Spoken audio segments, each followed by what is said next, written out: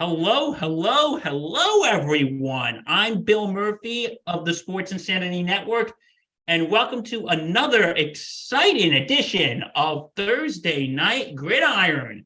I am joined here by my esteemed panelists. They couldn't be here, so we got these guys instead. Joining me is Brian Murphy. What's going on, guys? And Ross the Caddy Amazing, who's taking a break from his golf podcast to talk about football. Yeah. Why would you be talking about golf right now? It's like, exactly. There's still golf in Florida. But yes, we have made it to week 15 of Thursday Night Football.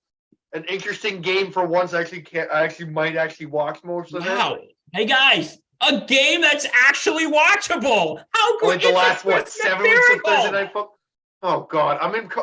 I was on vacation. I was watching last Thursday Night Football. I was like, why? Or Monday, I was like, why am I watching this again?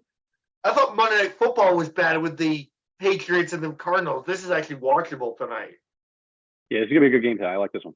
Okay, so tonight we have an NFC West slugfest for you folks.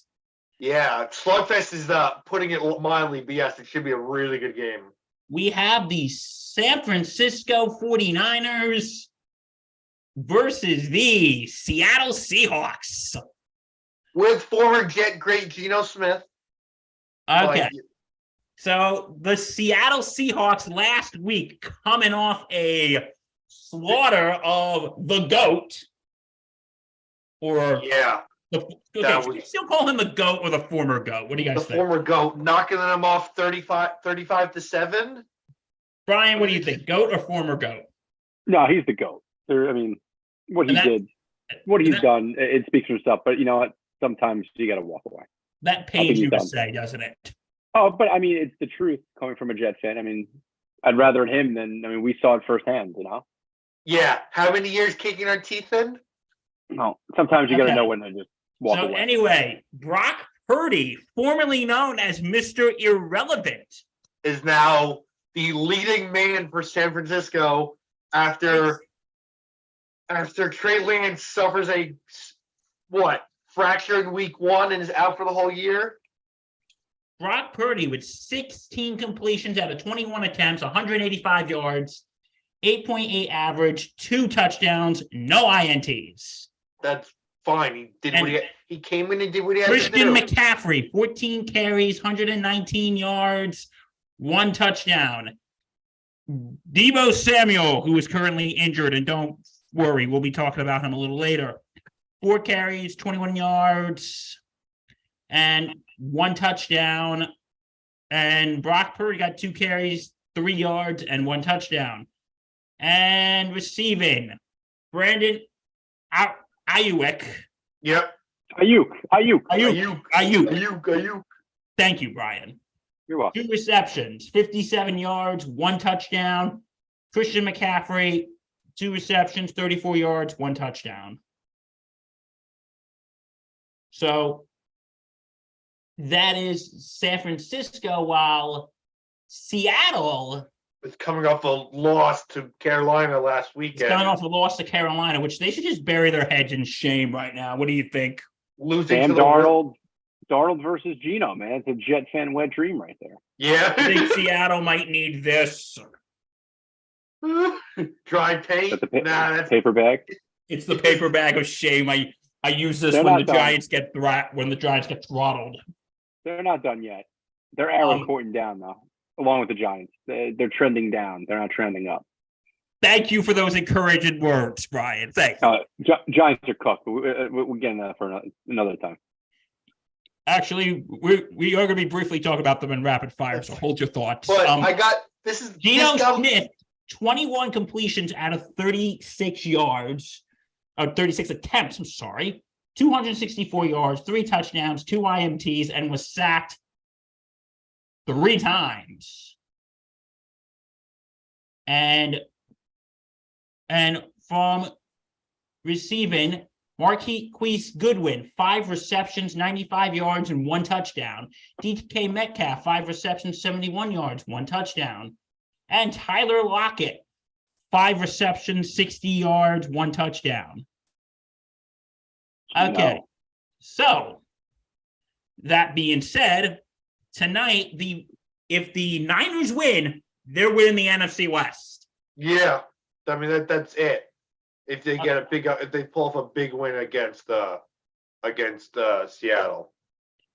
We were talking about Brock Purdy and his performance last week against the GOAT. And I know that hurt to say, but with Brock Purdy, how does the 49ers quarterback situation play out for next year with him, Trey Lance, and Jim Garoppolo? I really think I think Jimmy G goes to. I think maybe they just try to trade for him and try to get rid of Joe Flacco if you want to pick up Jimmy G. You're not going to have three. You're going to start Jimmy. You're going to start Trey Lance. He's your franchise quarterback. You keep Jimmy G. What? You don't keep him? No. I was just saying what you said about Trey Lance, but continue because Jimmy G. Correct me if I'm wrong. He's a free agent. You're not getting Jimmy G for Joe Flacco. God, no. I mean, it's a nice dream to have to take Jimmy Garoppolo. Jimmy G's a free agent at the end of the year. Yeah, so whether he re-signs with them or goes somewhere else, who knows? If they're smart, they re-sign him because who are you gonna? I mean, Brock Purdy is obviously he's not gonna be the guy, even though he might play well, but he's not gonna be. Yeah. Trey Lance comes back, you're probably going to go the same system again and keep giving Jimmy G $20 million on 1-year deals. But if he wants to play, I mean, I would love him on the Jets. Honestly, I would love for the Jets to make a run at him. I don't know depending why. On who Mike White is. Mike White's the guy. I want Mike White to be the guy. Yeah, so I do too. Because Joe Flacco is irrelevant. You're not going to see Flacco again. Zach Wilson's dressing this week. So enough is enough of this Joe Flacco nonsense. Why is he? What, almost 40? Shouldn't be playing football anymore. I think Shanahan's going to keep Jimmy G as insurance for Trey Lance. I think they're going to do the same thing they did this year. Give Lance another shot, see how long he goes. Jimmy G might get $20 million for a 1-year deal and just sit and wait. I mean, yeah, God bless him, right? What do you think if the Niners do not re-sign Jimmy G? That's a big mistake. What was that? You can start anywhere else. Yeah, you can go to any other Trey team. Lance, or do you go with Brock Purdy? I go with Trey Lance and Brock Purdy. It's my two. Yeah, you go Lance. You got to give Lance the shot because he's the higher draft pick. It's like the Zach Wilson thing. You got to go. I would see what's going to happen over the next few weeks with Purdy at the helm. Then I see where we would go from there. If Purdy keeps putting up performances like he did last week, then he's your guy. Do they expect Jimmy G to be back before the end of the season? Yeah, that's what they're saying. Playoffs. Okay, so they're going to have him in the playoffs. Okay. There could be a chance. You guys were talking about him maybe going to the Jets. There could be a chance that he might be going to East Rutherford, but not in Green. That's true. Because and Lawrence Patchman Lang, our fearless leader, we were talking about this on the podcast, I want to say 2 weeks ago, either last week or 2 weeks ago, that Jimmy G could maybe be coming to Big Blue. Who knows if the whole Daniel Jones thing goes south. Which it's going south already. I don't really think it is. That's a conversation for another day at about 5 years. So he'll get offers, though. I mean, that's the thing. People are going to start throwing. I mean, he's relatively young still. He's still mid-30s, right? Yeah, 3-4 years. Get a ridiculous number, and yeah, if he's in the right system, why not? I mean, I would love to see him on the Jets with the receivers, but I feel like Mike White can do the same thing. Though. Jimmy G is nothing special. He's not running around. Mike White when he activated him, we go, the Mike White Express is back in New Jersey. You got to have a whole podcast dedicated to the friggin' scenario of how they handle that one. I can go for 3 hours on that. That's coming soon here on the network. Okay. So do you think that we could possibly be looking at a quarterback battle next year between Purdy, Jimmy G, and Trey Lance? If Jimmy G stays, yes, you're gonna have a quarterback battle of who's gonna be who's gonna back up who. Whether Jimmy G wants to stay with San Fran, because I don't think he wants to go back to the AFC. I mean, maybe. Well, you're not going to send. He's not going to go back to New England. You have Zappy. You have Mac Jones. You don't need him back on the Patriots unless he wants to go back to New England. No, he's not going there. I don't think that Bill is going to write off what's his name, Mac, yet. Especially that they're in the playoff hunt right now, right? Yeah, I mean, they're in a spot. Well, Mac Jones is a much better quarterback than Bailey Zappi. That's fine. Yeah. Okay, now we moving on. Deebo Samuel was injured last week and could be out for the season. How do you think this is going to affect San Francisco as we go down the road? Drastically. It's going to really hurt. It's going to hurt them. Please elaborate. I think it's going to hurt because you got, what's his name there? You got Brock Purdy. It's not Jimmy G. So there's no experience. So you have a super freak like Deebo is, who does everything. He runs it. You can throw him quick outs and he can, take it to the house like he's dynamic. They don't have that anymore. So it's a lot more McCaffrey, who's injury prone. You got Ayuk, you got Kittle. I mean, they got weapons. Believe me, they're going to be fine. I think they're going to win tonight. But I just, he's a superstar. You can't replace him. Yeah, because I just want to say, yes, with McCaffrey being injury prone, I've been a victim of that. He was my first pick 2 years ago with my fantasy team, and he got hurt.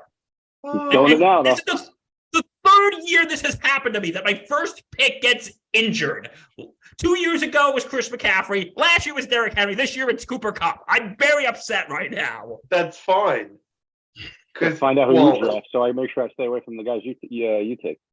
What was that, Brian? I said I got to find out who you draft before I do mine, just so I can know who. Oh, you want to see a shit show? Come watch our draft podcast, and it goes completely off the rails. Relationships are tested. What? First minute it went off the rails with everyone drafting out of order, and everything went to shit. So, all right, Ross, how do you think Deebo being out is going to affect San Francisco? It's going to hurt their receiving core. I mean, he's irreplaceable. It's a nasty injury. You've seen this happen to how many guys this year? I felt there have been a lot of injuries to players. Cooper Kupp. I mean, not Cooper Kupp. Dak Prescott out week 1. Trey Lance out week 1. All these guys have been out. It's a non-ending list of injuries, and it's going to hurt their chances come the playoffs. Well, I absolutely agree with you.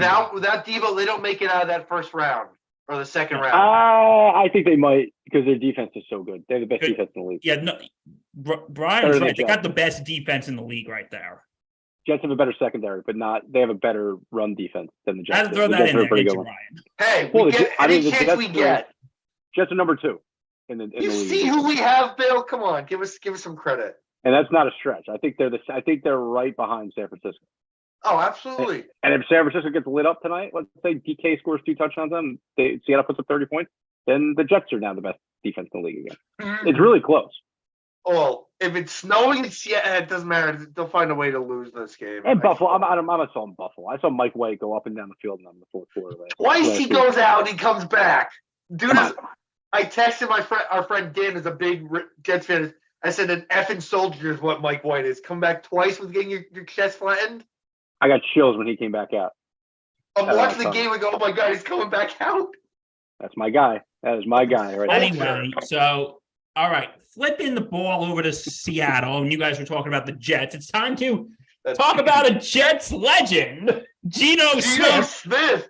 Oh, getting his jaw broken in the locker room, getting his ass kicked. All right.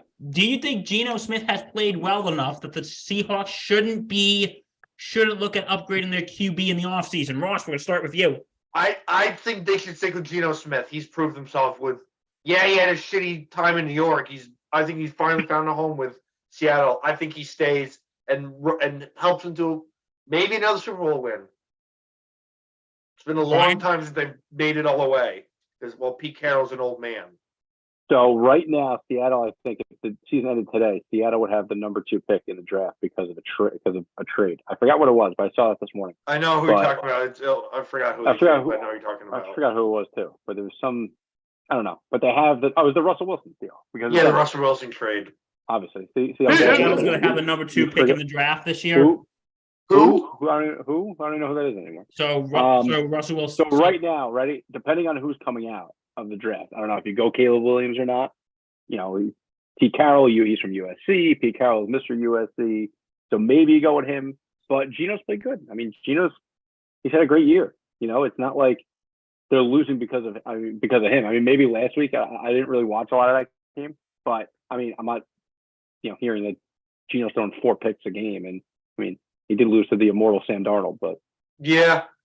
So that happens. Because at this point, I think because Geno's been doing good. It's good enough. Geno's been doing good. Is it an MVP quality season? No, but you don't need that. But you know what? You got to look at it this way. Geno's getting up there in age, and I think maybe Seattle should think about if they get that number, since they have that number 2 pick because of the trade with Denver. They should maybe they should think about getting a new quarterback, whether that's Bryce Allen, his name is, right? Bryce Allen? Yeah, Bryce Allen. Bryce Allen or Caleb Williams. Oh, Bryce Young. Bryce Young out of Alabama. Caleb Williams, man, the USC Heisman Trophy winner. So Pete Carroll is going to be having wet dreams about that, having a USC quarterback under his, he's never had that since he was actually at USC. Full circle for Pete. But again, depends on how far they go. If they miss the playoffs, then maybe Geno's a backup again. But he's played good enough to start. He proved that he can start, and they got weapons. So it's not like he's not playing with a shitty receiving core. Yeah. Do you I'd think kill to have DK Metcalf? Do you think Geno is like that bridge quarterback, like what we saw in New England between Brady and Mac Jones when they had Cam Newton? He's not long term. He's 32. So I mean, 32 is not old. I mean, look at Brady's playing until he's going to be 60, for Christ's sake. But he's the immortal Wanda. He could play at a high level probably for 3 or 4 more years, depending on how he gets beaten up. It really depends on who's available. They have the number 2 pick, but there's no world fire setters coming out that are Trevor Lawrence, Andrew Luck guys. I don't know if Bryce Young is that guy, but I mean, look at Tua. Tua's killing it. So maybe he is. It just really depends on where they're at. I mean, they can get stud defensive guys at 2 and just bolster up your defense and just roll with the same team. Yeah. So I would say keep Geno Smith another year, but I would say if you have this high of a draft pick, get Caleb Williams. Get him. Yeah. Get him. It really depends, just where they're at. If they make the playoffs Bryce or not. Young. So. But Bryce Young's probably going to the great state of Texas, so who knows? Yeah. Most models have him getting drafted by Houston. Oh, going 1, you mean? You're going 1 to the Texans. Good luck with that. Yeah, well, as an Alabama fan, I'll be sad, but I'll live with it. Since when are you an Alabama fan? I thought you were the past 7 years. I thought you were a Ducks fan. And Alabama, I can like 2 football teams. Okay, we're on a time crunch. This is not a time for me to fight you on this. Go ahead, Bill. We're listening. Okay. Who has a better case for Coach of the Year, Pete Carroll or Kyle Shanahan? Shanahan. I got to go with Kyle. I've liked what he done. I've loved what he's done with this team this year. Yeah, Pete Carroll's been around forever. I'm going Shanahan. I'm going opposite. I'm going Pete. Really? How come? And this is right. So San Francisco made the playoffs last year. Went to the NFC Championship game. They had a great team coming into the year. With Jimmy G. So I mean, they added McCaffrey, which I think was smart, but they pretty much are rolling with the same team they had last year, which was a win away from the Super Bowl. So you knew that they were going to be good. You knew that they were going to be in this spot. I think Carroll should get it because we didn't know that Seattle was going to be here. He rolled with Geno Smith. He knew that Geno was going to be the guy.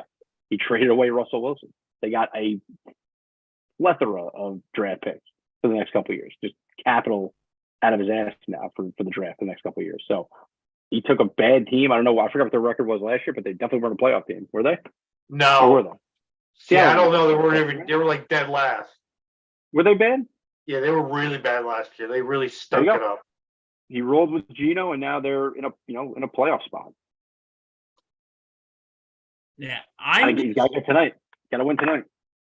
I'm going to say Kyle Shanahan, and because if San Francisco wins the NFC West and make it to the playoffs, that really shows with Adam McCaffrey, that you did this without Deebo Samuel. You did it with your third string quarterback. Then that's impressive. And you have a defense, which is a monster to play against. So I think Kyle Shanahan, but I think Pete Carroll has a good chance too, because, after, you got a journeyman quarterback after you traded away the face of your franchise, Russell Wilson, and you're having a decent year right now. You might get in, you might not, but I think those are the arguments for both Kyle Shanahan and Pete Carroll. Guys, I'm sorry, Brian, go ahead. No, I'm sorry, but I don't want to cut you off. Okay, finish what you're going to say. So I was about to ask, am I going crazy or what? No, you're not. Seattle last year, they went 7-10 last year. Yes. They finished the year 7-10. This year already, they're 7-6. The what? They're 7-6 right now. So they matched last year's total and wins in week 15. And no Russell. He's out, so no, that's why I think Shanahan would be the better.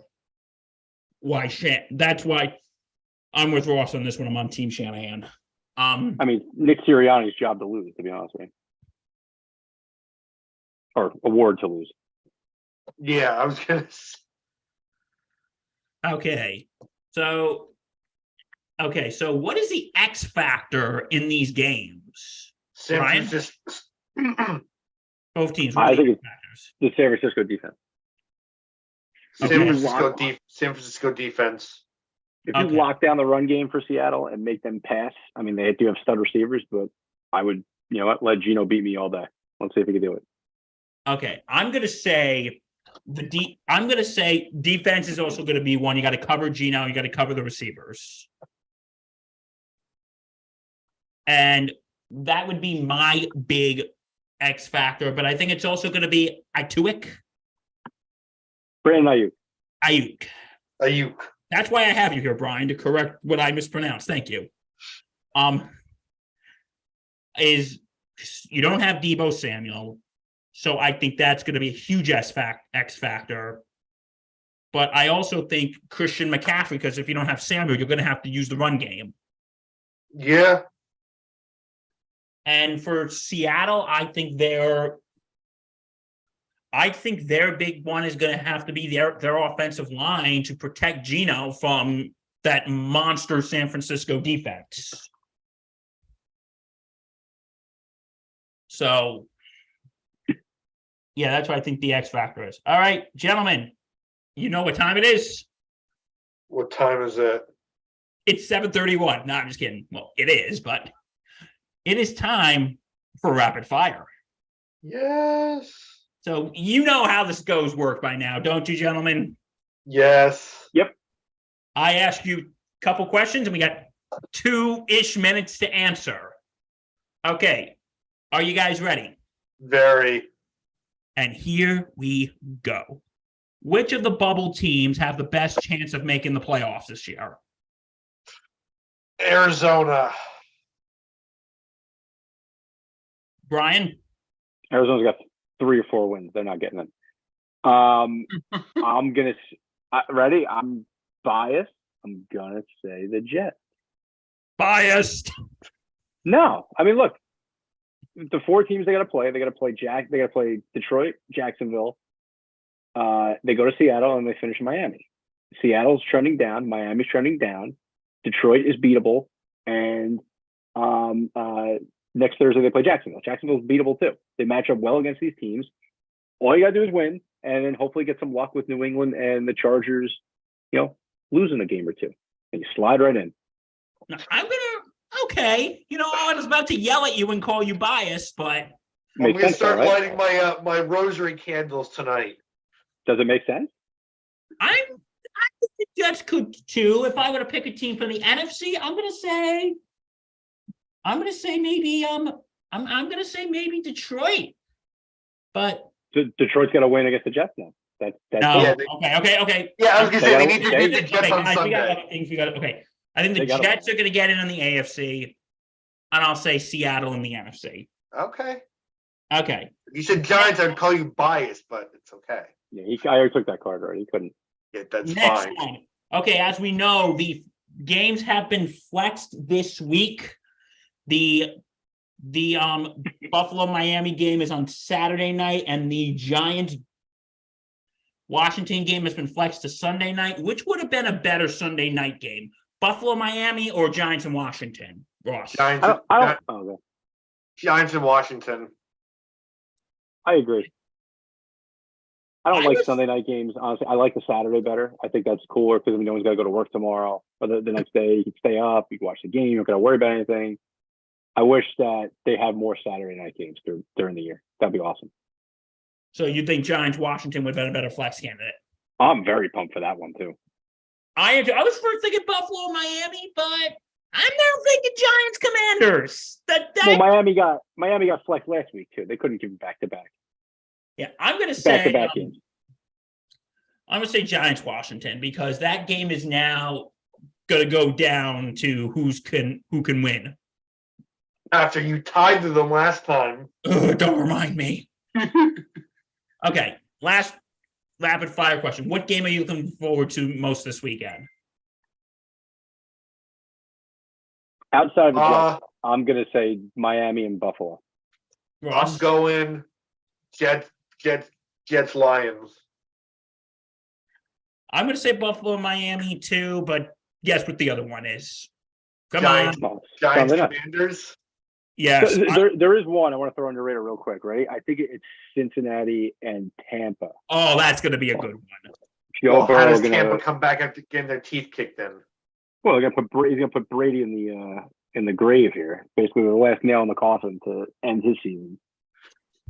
And if Tom's got any balls, man, and you still, I mean, Sam Darnold has a chance of winning that division. And if Tom can he wake up? And this is me coming because I have Mike Evans on my fantasy team and I'm in the playoffs. It's like, can he wake the fuck up? For God's sakes.